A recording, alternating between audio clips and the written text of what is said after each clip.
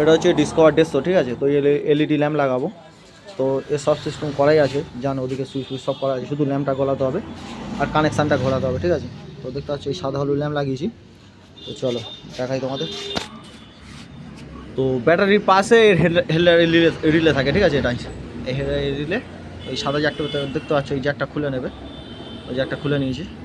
ফোনটা ধর,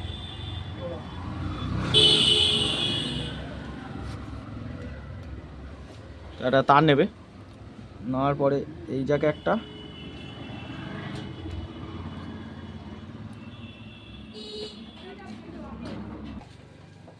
তো দেখতে পাচ্ছ একটা তার দিয়ে ডাইরেক্ট করেছি এটা, ঠিক আছে। তো এটা এরমই থাকবে, এবার ব্ল্যাক টেপ করে দেবে। চলো এবার তোমাদের দেখায়। তো এই চাবিটা অন করলাম, করে এই যে হাতে সুইচটা অন করলাম, দেখো।